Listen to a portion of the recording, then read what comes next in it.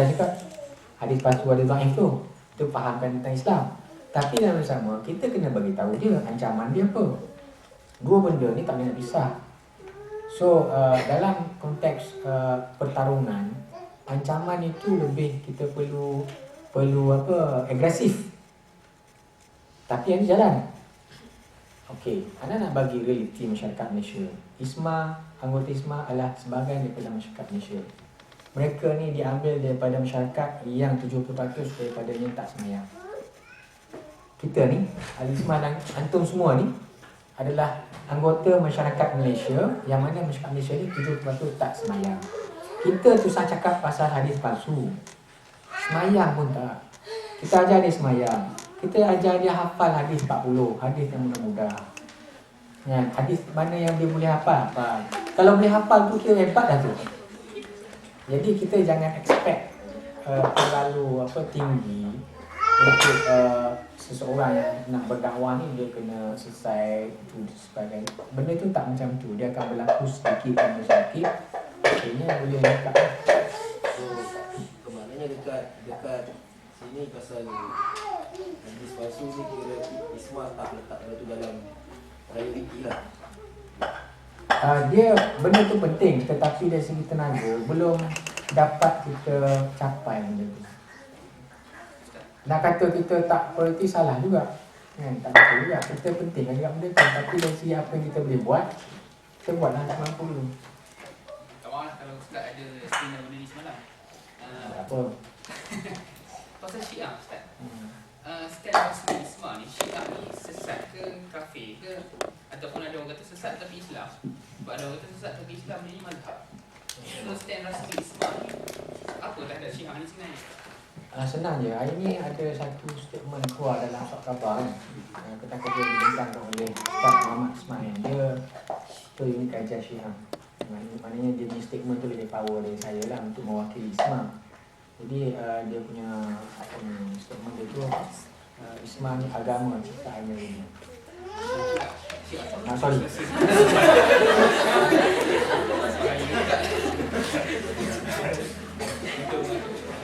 Takut nanti orang potong kan, dia ambil yang tu ya. Masuk YouTube yang tu naik hits banyak kan. Syiah ni dia keluar dalam Malaysia ni. Dia ikut pun. So itu dia stand kami lah. Dia macam Syiah ni bukan Islam dan dia adalah Agama lain. Dia pula untuk Islam liberal. Islam liberal. Untuk liberal, mau macam liberal tu. Aku pula stand ISMA. Tapi dia bukan Islam. Okay, Islam liberal ni kita tak bukan hitam putih. Kita tak boleh nak hukum orang hitam putih. Actually awal ni sebelum tu lagi kerja kita bukan menghukum orang. Bukan menghukum orang. Dia ni kafir. Ini Islam lagi. Itu bukan kerja kita. Kita terangkan ciri Islam liberal dan jauhilah ciri itu. Itu pertama sekali. Okey, dari segi orang yang terlibat dengan Islam liberal ni, jika sekiranya dia sampai tahap menafikan benda yang darurat dalam agama, macam solat dan sebagainya, itu mana-mana ulama pun menjatuhkan hukuman dia kafir sebab dia menafikan darurat daripada agama. Ya, macam solat yang wajib dan sebagainya. Tetapi ramai juga di kalangan mereka ni tak macam tu. Sebab latar belakang dia jadi macam tu ada banyak sebab. Salah satunya memang terpegun dengan barat. Dia cakap benda tu kerana dia terpegun dengan barat dan sebenarnya dia pun tak tahu apa benda dia cakap dari sudut Islam. Dia pun tak tahu dia sebenarnya bercakap benda yang bercanggah dengan Islam. Jadi orang macam ni bagilah tahu dia kan. Bagilah peluang dia belajar. Tapi kadang-kadang dia tak nak belajar pun. Tak apalah. Kita bagi penerangan kepada umat Islam. At the same time harap dia belajar lah kan. Yang keduanya, memang ada orang Islam liberal ni memang dia pegang sungguh benda tu. Dan contoh terbesar adalah Jaringan Islam Liberal Indonesia. Itu memang clear kan. Dia punya statement, dia punya tu bertulis memang dia pertahankan bagus sudah. Jadi macam Nur Khalis Majid dan sebagainya itu memang jelas. Yang awam macam ni, itu antara dia dengan Allah SWT. Dan kita bukan kerja kita untuk menghukum dia kafir dah. Kecuali kalau yang tak jadi hakim, orang bawa benda tu kes kat mahkamah, hakim kena jatuhkan hukuman lah, murtad ke tak murtad, macam yang berlaku pada Nas Abu Zaid di Mesir. Ulama Azhar yang akhirnya maknanya mufti ulama mufti fatwa yang mengatakan bahawa dia telah murtad sebab tu dah sampai kes pasal dijatuhkan hukuman. Terpegun. Yang kedua memang core dia bawa benda tu macam dengan Islam. Yang ketiganya ialah mereka yang tidak mempelajari habis tentang metodologi Quran dan Sunnah ini, tetapi dia belajar bidang lain. Tapi bila dia nak cakap tentang isu-isu semasa yang berkait dengan liberal ni, dia bagi pandangan ni tanpa dia jaga metodologi itu. Atas sebab-sebab banyaklah. Ada yang bercakap atas sebab kepentingan politik, ada yang cakap atas sebab kepentingan populariti dia dan sebagainya. Jadi dia dengan sengaja dia tak raih metodologi itu. Itu masalah lah. Dan pada saya orang macam ni ialah dia kepentingan, atas kepentingan. Dan saya sebut daripada awal, bukan kerja kita nak menjatuhkan hukuman dia. Yang penting kerja ISMA ni nak terangkan Islam liberal tu apa, agar masyarakat boleh jauhkan diri daripada ciri-ciri itu. So, saya masuk bila ISMA kira macam sekarang ni kira jadi pejuang menentang Islam liberal lah kan. So saya nampak benda tu macam lebih kepada politik ISMA lah. Sebab sebelum tu ISMA tak ada sebut pun pasal tu. ISMA lebih fokus pada kesepakatan Melayu tu yang keluar sebagai dari sepakat Islam berdaulat. Dan selepas tu bila nampak macam dalam ada musuh-musuh Syiah kan, baru ISMA mula sebut pasal Syiah. So adakah benda tu ada unsur politik ataupun memang itu yang ISMA nak buat daripada mula-mula ISMA ditubuhkan? Dia sebenarnya itu merupakan persepsi lah dari kita lah. Sebenarnya tak ada kaitan politik dengan tu. Actually kalau katakan itulah yang sebenarnya ISMA nak buat ketika ISMA ditubuhkan pun tak betul lagi. Sebenarnya kita ni bila ada fikrah Islam, ISMA tu tubuh 1977, pada anak-anak ada fikrah sejak daripada tahun 84 lagi. Memang anak tak setuju dengan Islam ni liberal, anak tak setuju dengan sekular, anak tak setuju dengan Syiah, anak lama dah anak tak setuju. Tetapi dalam bentuk tindakan aktiviti sebuah pertubuhan yang melawankan benda tu, memanglah dia ada masa-masa dia lahir tu. Dan tafsiran orang mengatakan ni ada kaitan dengan PAS, ada Syiah lain, itu tafsiran dia lah. Tapi dari segi kita yang ada fikrah, ni bukan kaitan orang tu orang ni, tapi kita faham Islam macam tu, kita kena cakap. Dan saya bercakap tentang liberalism ni lama dah. Cuma sekarang ni ada Facebook, ada ISMA, saya bercakap atas platform ISMA. Itu je bezanya.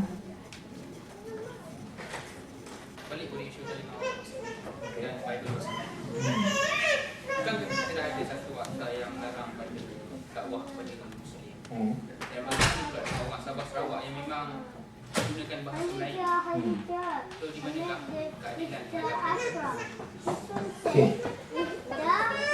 Sebenarnya isu Bible bahasa Melayu ni adalah isu siasah syariah. Siasah syariah ni artinya pemerintah dia kena timbang maslahat kepentingan umat Islam, maknanya apa manfaat dan apa mudarat. Sebelum bercakap pasal keadilan, kita kena faham benda tu. Jadi dalam isu ni kita kadang-kadang silap letak benda yang lebih penting ya. Isu kemudaratan yang datang implikasi daripada Bible Melayu itu pada pandangan kami lebih besar, tetapi dia tidak dapat disekat kerana sebab tadilah kuasa tawar-menawar yang itu. Dan dari segi sudut keadilan, kita tak nampak kalau kita sekat Bible bahasa Melayu satu perkara yang dikatakan sebagai tidak adil. Sebab di Malaysia dalam undang-undang kita pun kita katakan semua orang bebas untuk mengamalkan agama masing-masing. Jadi bila kita cakap semua bebas mengamalkan agama masing-masing, hatta akta yang melarang daripada agama lain disebarkan kepada orang Islam, kita boleh cakap tak adil. Betul tak?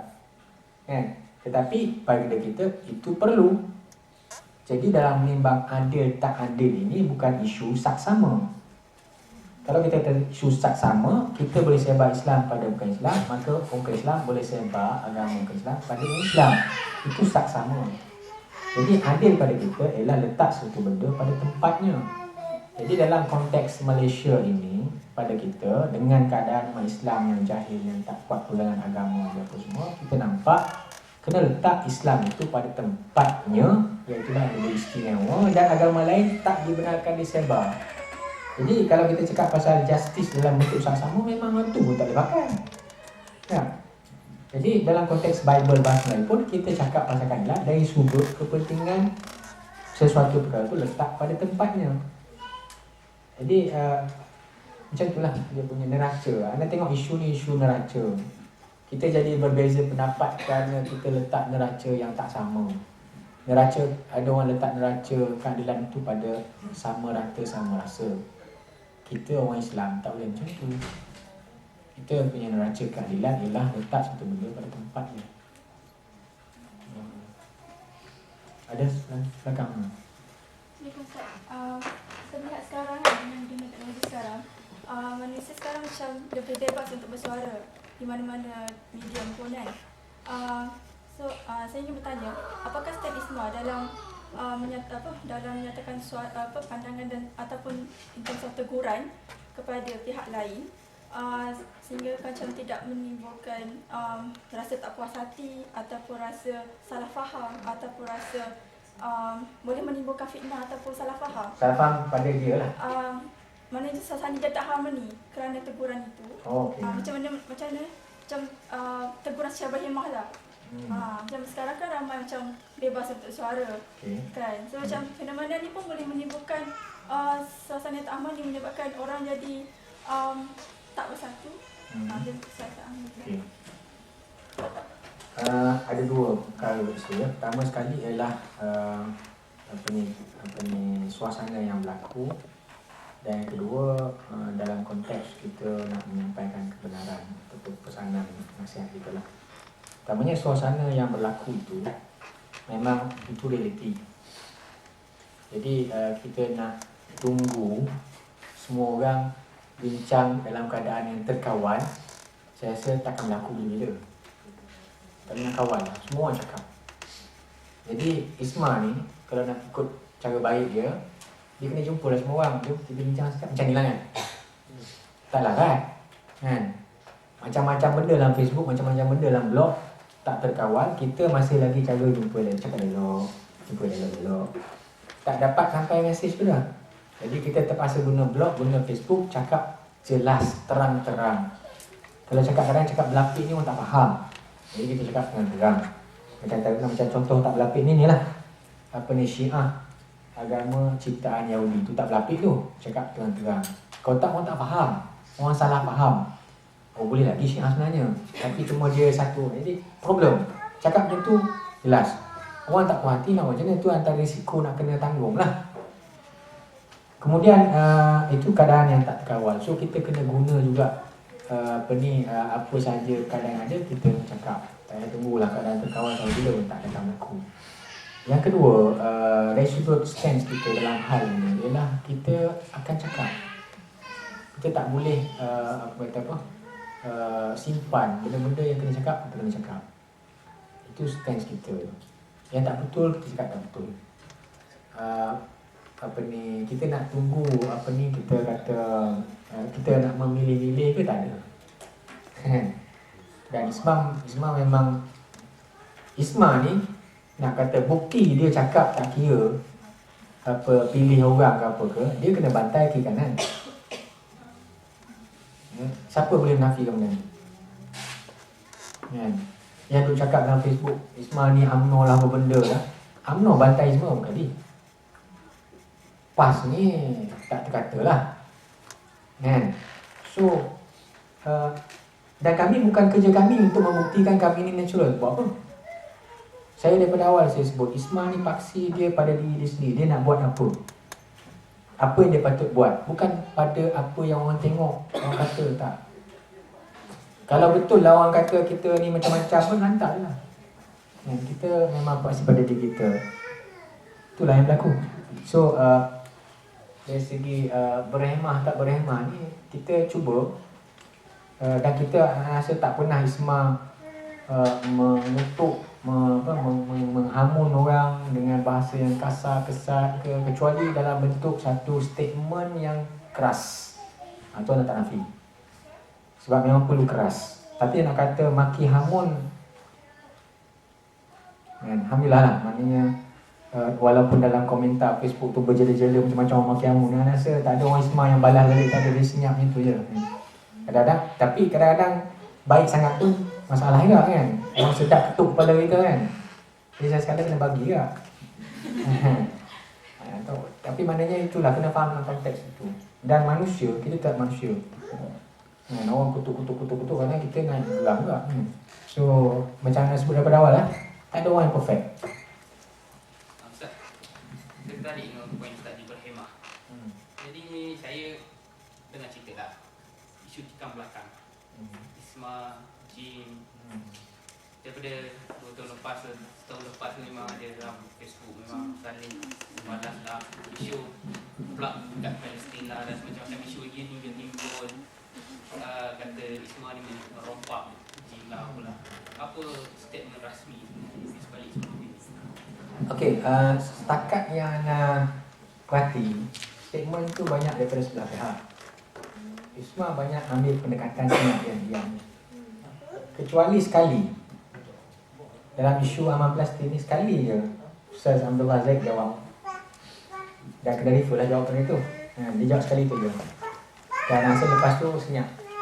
Tapi cakap-cakap tentang Isma, Ikram, Jim ni datang di sebelah pihak ya, berterusan sampai sekarang.